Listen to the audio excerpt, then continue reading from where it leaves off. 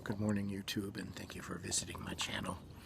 My first entry was to have been last night, but I got descended on by car campers here in the park. The Florida Scenic Trail goes right through this one, and I thought I was in an area of it that was fairly isolated where I could do my own thing and make my first video without embarrassing myself too much, but it didn't happen. So this morning I'm up and making breakfast.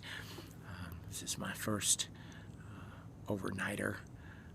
By way of introduction, I'm a 50-something-year-old hammock camper. I was inspired to come out and do this by my friend from Northern Ireland, Stephen Anderson from Silver Bear Bushcraft. So go check out his channel. He's just getting started, but he's much further along than me. So this morning I'm going to cook some breakfast on my bush pot cook stove, and then I'll maybe put out my pack and show you what's in it and show you my hammock setup. And if I'm able to do this with any degree of success, my family will think that I'm a technological genius. So I'll pause here and turn it around in a minute and show you what I drug out here with me for my first attempt. Okay, let's see, this appears to be working. Let me walk over here.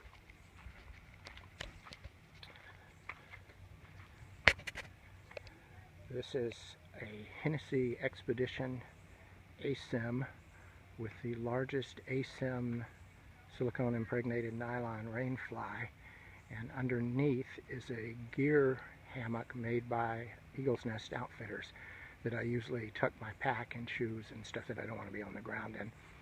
I have been in the jungle and monsoon conditions with this thing. I've never been wet. It's a great combination of airy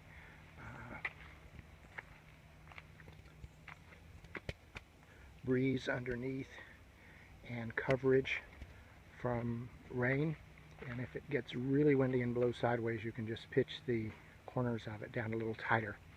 Okay, over here is the stuff that I bring with me. On the far left is my buck saw. Bladed tools include my two old Norland axes, a boy's axe and a little trail hatchet that I've had since I was a little guy, Jeff White knife, and a Benchmade pocket folder. Underneath the Norland trail hatchet is a handkerchief, beat up old Nalgene stainless steel bottle, and a spot device, which is great so that my wife doesn't worry about me when I'm out in the wilds of Florida hiking on trails. A couple of tinder pouches and little leather bags I have made just to collect stuff that I find on the trail. That's a UCO candle lantern that has a little beeswax candle in it that will go for a long time in my headlamp.